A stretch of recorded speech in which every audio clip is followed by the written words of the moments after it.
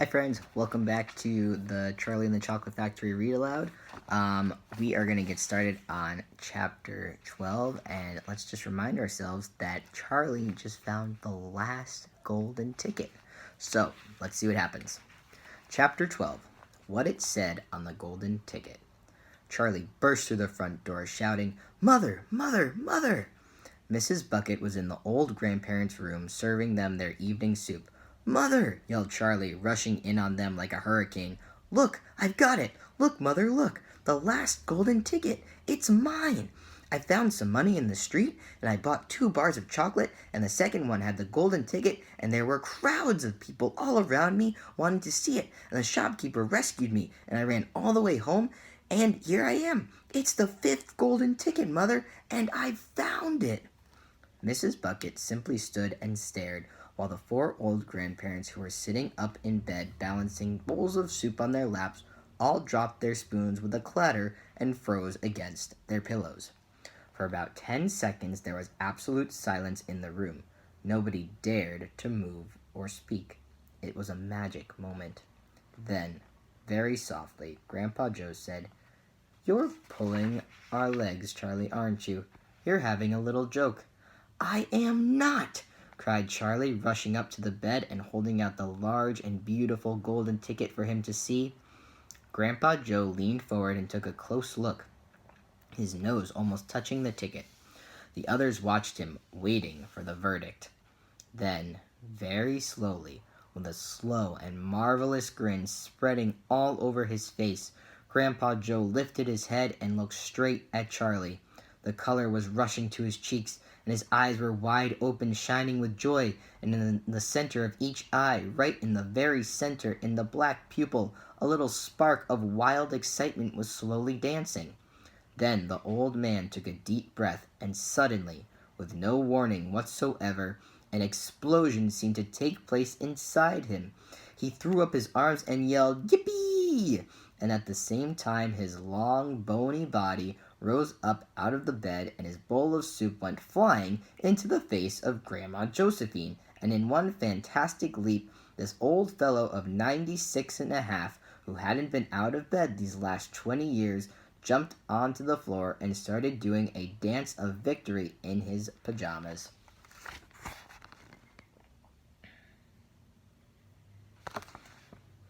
"Yippee!" he shouted.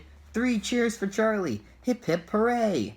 At this point, the door opened, and Mr. Bucket walked into the room. He was cold and tired, and he looked it. All day long he had been shoveling snow in the streets. "Cripes!" he cried. "What's going on in here?" It didn't take them long to tell him what had happened. "I don't believe it," he said. "It's not possible." "Show him the ticket, Charlie," shouted Grandpa Joe, who was still dancing around the floor like a dervish in his striped pajamas. "Show your father the 5th and last golden ticket in the world." "Let me see it, Charlie," Mr. Bucket said, collapsing into a chair and holding out his hand. Charlie came forward with the precious document. It was a very beautiful thing, this golden ticket, having been made so it seemed from a sheet of pure gold, hammered out almost to the thinness of paper. On one side of it, printed by some clever method in jet black letters, was the invitation itself, from Mr. Wonka. "Read it aloud," said Grandpa Joe, climbing back into bed again at last. "Let's all hear exactly what it says." Mr. Bucket held the lovely golden ticket up close to his eyes. His hands were trembling slightly, and he seemed to be overcome by the whole business. He took several deep breaths. Then he cleared his throat and said, "All right, I'll read it. Here we go. Greetings to you, the lucky finder of this golden ticket from Mr. Willy Wonka. I shake you warmly by the hand. Tremendous things are in store for you. Many wonderful surprises await you. For now, I do invite you to come to my factory and be my guest for 1 whole day. You and all others who are lucky enough to find my golden tickets. I, Willy Wonka, will conduct you around the factory myself, showing you everything that there is to see. And afterwards, when it is time to leave, you will be escorted home by a procession of large trucks. These trucks, I can promise you, will be loaded with enough delicious edibles to last you and your entire household for many years. If at any time thereafter you should run out of supplies, You have only to come back to the factory and show this golden ticket, and I shall be happy to refill your cupboard with whatever you want. In this way, you will be able to keep yourself supplied with tasty morsels for the rest of your life. But this is by no means the most exciting thing that will happen on the day of your visit. I am preparing other surprises that are even more marvelous and more fantastic for you and for all my beloved golden ticket holders. Mystic and marvelous surprises that will entrance, delight, intrigue, astonish, and perplex you beyond measure. In your wildest dreams, you could not imagine that such things could happen to you. Just wait and see. And now, here are your instructions. The day I have chosen for the visit is the first day of the month of February. On this day and on no other, you must come to the factory gates at 10 o'clock sharp in the morning. Don't be late, and you are allowed to bring with you either one or two members of your own family to look after you and to ensure that you don't get into mischief. One more thing. Be certain to have this ticket with you. Otherwise, you will not be admitted. Signed, Willy Wonka. The first day of February, cried Mrs. Bucket. But that's tomorrow. Today is the last day of January. I know it is. Cripes, said Mr. Bucket. I think you're right. You're just in time, shouted Grandpa Joe. There's not a moment to lose. You must start making preparations at once. Wash your face, comb your hair, scrub your hands, brush your teeth, blow your nose, cut your nails, polish your shoes, iron your shirt, and for heaven's sake, get all that mud off your pants. You must be ready. My boy, you must get ready for the biggest day of your life. Now, don't overexcite yourself, Grandpa, Mrs. Bucket said, and don't fluster poor Charlie. We must all try to keep very calm. Now, the first thing to decide is this. Who is going to go with Charlie to the factory? I will, shouted Grandpa Joe, leaping out of bed once again. I'll take him. I'll look after him. You leave it to me.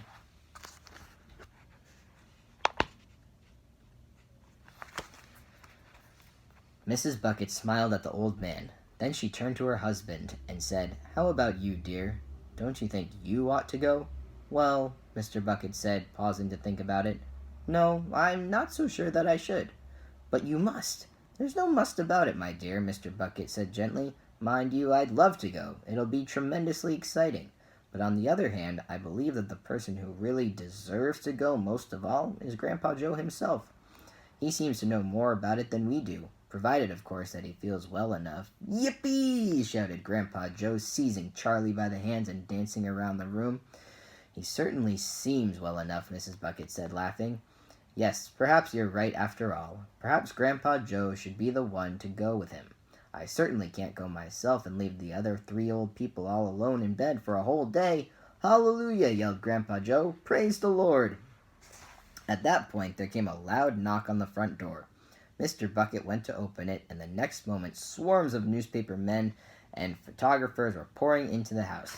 They had tracked down the finder of the 5th golden ticket, and now they all wanted to get the full story for the front pages of the morning papers. For several hours there was complete pandemonium in the little house, and it must have been nearly midnight before Mr. Bucket was able to get rid of them so that Charlie could go to bed. Chapter 13. The Big Day Arrives. The sun was shining brightly on the morning of the big day, but the ground was still white with snow and the air was very cold. Outside the gates of Wonka's factory, enormous crowds of people were gathered to watch the 5 lucky ticket holders going in. The excitement was tremendous. It was just about 10 o'clock. The crowds were pushing and shouting, and policemen with arms linked were trying to hold them back from the gates. Right beside the gates, in a small group that was carefully shielded from the crowds by the police, stood the 5 famous children, together with the grown-ups who had come with them. The tall, bony figure of Grandpa Joe could be seen standing quietly among them, and beside him, holding tightly onto his hand, was little Charlie Bucket himself. All the children except Charlie had both their mothers and fathers with them, and it was a good thing that they had, otherwise the whole party might have got out of hand. They were so eager to get going that their parents were having to hold them back by force to prevent them from climbing over the gates. Be patient, cried the fathers. Be still. It's not time yet. It's not 10 o'clock. Behind him, Charlie Bucket could hear the shouts of people in the crowd as they pushed and fought to get a glimpse of the famous children. There's Violet Beauregard, he heard someone shouting. That's her, all right. I can remember her face from the newspapers. And you know what? Somebody else shouted back. She's still chewing that dreadful old piece of gum she's had for 3 months. You look at her jaws. They're still working on it. Who's that big boy? That's Augustus Gloop. So it is. Enormous, isn't he? Fantastic.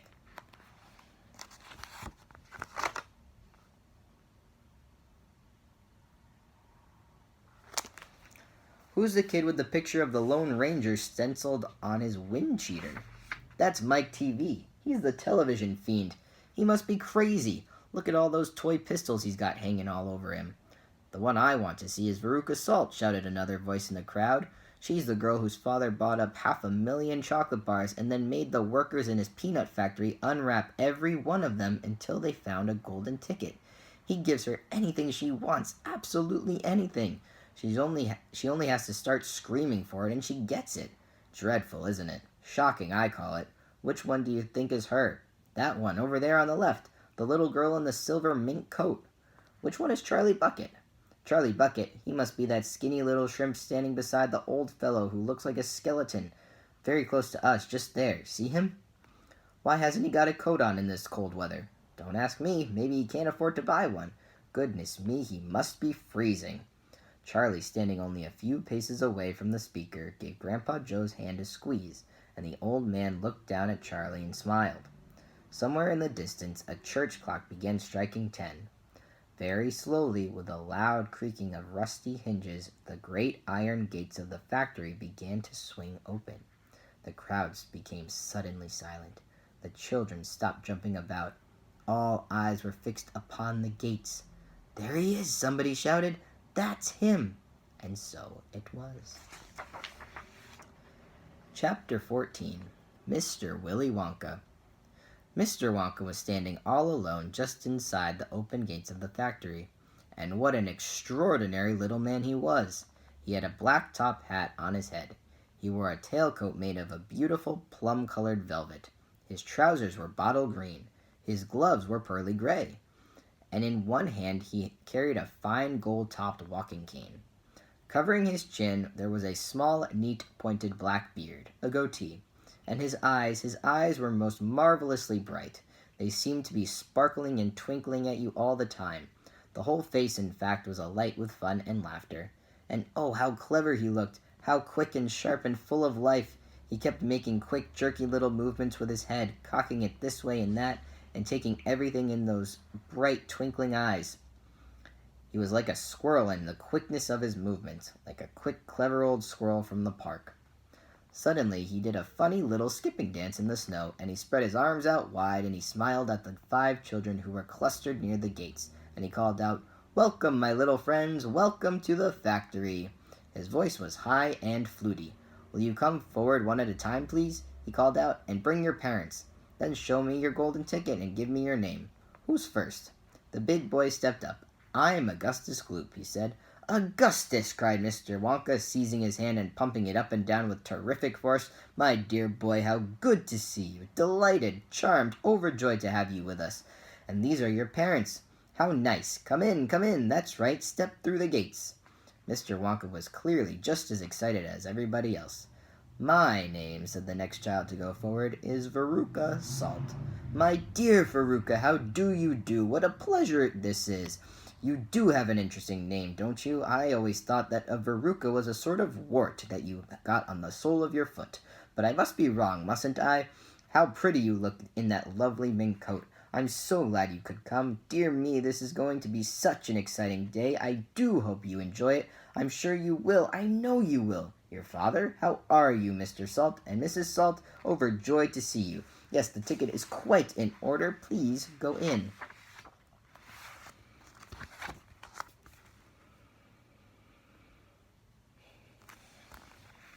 The next 2 children, Violet Beauregard and Mike TV, came forward to have their tickets examined and then to have their arms practically pumped off their shoulders by the energetic Mr. Wonka. And last of all, a small, nervous voice whispered, "Charlie Bucket." "Charlie!" cried Mr. Wonka. Well, so there you are. You're the one who found your ticket only yesterday, aren't you? Yes, I read all about it Yes, yes, I read all about it in this morning's papers. Just in time, my dear boy. I'm so glad, so happy for you. And this, your grandfather, delighted to meet you, sir. Overjoyed, enraptured, enchanted. All right, excellent. Is everybody in now? 5 children, yes, good. Now, will you please follow me? Our tour is about to begin. But do keep together. Please don't wander off by yourselves. I shouldn't like to lose any of you at this stage of the proceedings. Oh, dear me, no. Charlie glanced back over his shoulder and saw the great iron entrance gate slowly closing behind him. The crowds on the outside were still pushing and shouting. Charlie took a last look at them. Then, as the gates closed with a clang, all sight of the outside world disappeared. "Here we are," cried Mr. Wonka, trotting along in front of the group. "Through this big red door, please. That's right, it's nice and warm inside. I have to keep it warm inside the factory because of the workers. My workers are used to an extremely hot climate. They can't stand the cold. They'll perish if they were outdoors in this weather. They'd freeze to death." "But who are these workers?" asked Augustus Gloop. "All in good time, my dear boy," said Mr. Wonka, smiling at Augustus. "Be patient. You shall see everything as we go along. Are all of you inside? Good. Would you mind closing the door? Thank you." Charlie Bucket found himself standing in a long corridor that stretched away in front of him as far as he could see. The corridor was so wide that a car could easily have been driven along it. The walls were pale pink. The lighting was soft and pleasant. "How lovely and warm," whispered Charlie. "I know, and what a marvelous smell," answered Grandpa Joe, taking a long, deep sniff. All the most wonderful smells in the world seemed to be mixed up in the air around them. The smell of roasting coffee and burnt sugar and melting chocolate and mint and violets and crushed hazelnuts and apple blossom and caramel and lemon peel. And far away in the distance from the heart of the great factory came a muffled roar of energy, as though some monstrous, gigantic machine were spinning its wheels at breakneck speed. "Now this, my dear children," said Mr. Wonka, raising his voice above the noise, "this is the main corridor. Will you please hang your coats and hats on those pegs over there and then follow me? That's the way. Good. Everybody ready? Come on, then. Here we go." He trotted off rapidly down the corridor with the tails of his plum-colored velvet coat flapping behind him, and the visitors all hurried after him. It was quite a large party of people when you came to think of it. There were 9 grown-ups and 5 children, 14 in all. So you can imagine that there was a good deal of pushing and shoving as they hustled and bustled down the passage, trying to keep up with the swift little figure in front of them. "Come on!" cried Mr. Wonka. "Get a move on, please. We'll never get around today if you dawdle like this." Soon he turned right off the main corridor into another slightly narrower passage. Then he turned left, then left again, then right, then left, then right, then right, then left. The place was like a gigantic rabbit warren with passages leading this way and that in every direction. "Don't you let go of my hand, Charlie," whispered Grandpa Joe. "Notice how all these passages are sloping downwards," called out Mr. Wonka. "We are now going underground. All the most important rooms in my factory are deep down below the surface." "Why is that?" somebody asked. "There wouldn't be nearly enough space for them up on top," answered Mr. Wonka. "These rooms are going to be enormous. They're larger than football fields. No building in the world would be big enough to house them. But down here, underneath the ground, I've got all the space I want. There's no limit, so long as I hollow it out." Mr. Wonka turned right. He turned left. He turned right again. The passages were sloping steeper and steeper downhill now. Then suddenly, Mr. Wonka stopped. In front of him, there was a shiny metal door. The party crowded round. On the door, in large letters, it said, "The Chocolate Room." We'll continue tomorrow with Chapter 15.